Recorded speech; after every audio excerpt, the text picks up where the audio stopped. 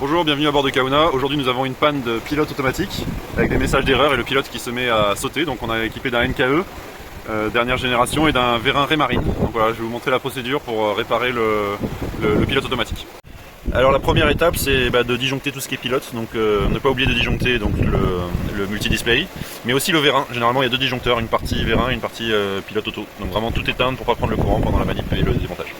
Alors aujourd'hui on pense que c'est le vérin qui a un problème, donc on est allé dans la soute arrière du bateau voir à quoi ressemblait le vérin du pilote NKE. Donc vous voyez il est monté sur le système de barre. Ce qu'on va faire c'est qu'on va le démonter, donc faire sauter la goupille de droite et de gauche pour voir ce qu'il y a à l'intérieur et s'il est toujours fonctionnel.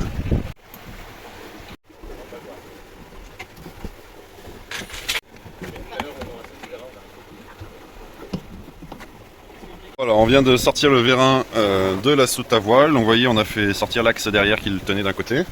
De l'autre côté, on a fait sortir la goupille. Donc vérin 12 volts de Raymarine, type 2S, ils appellent ça.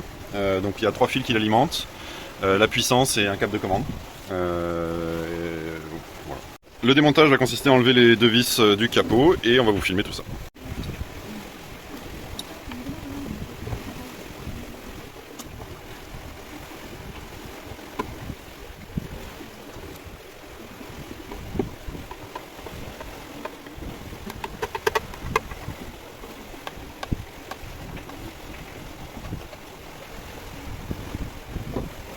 Alors voilà, on vient d'ouvrir le vérin, donc on voit le moteur et le vérin. Donc le mécanisme de l'engrenage se trouve dans cette partie, c'est à là qu'on veut accéder.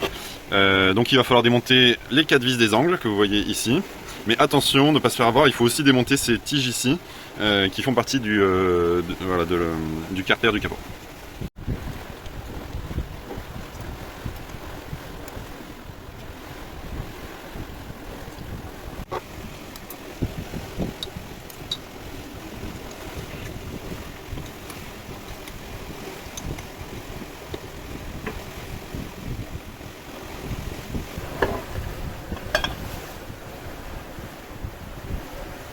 Alors le vérin est composé du moteur ici, du vérin, donc c'est une vis sans fin qui se situe ici.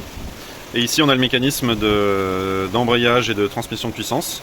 Donc de ce côté c'est un embrayage avec un électroaimant qui est relié ici. Donc l'idée c'est que quand l'électroaimant n'est pas connecté, en fait la barre va pouvoir faire tourner le train épicycloïdal voilà, comme ceci sans aucune contrainte. Donc on peut barrer sans faire tourner le moteur du vérin.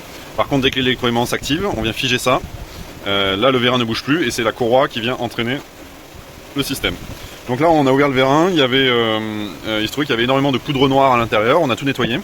On voit aussi que la courroie est très abîmée. Donc ce qu'on va faire c'est qu'on va changer la courroie, nettoyer tout ça et remonter le vérin pour réparer le système. Et ça devrait aller. Donc toujours avoir une courroie sur soi, ça coûte 36 €, une bonne pièce de dépannage, ça peut toujours servir notamment si vous faites une traversée de l'Atlantique.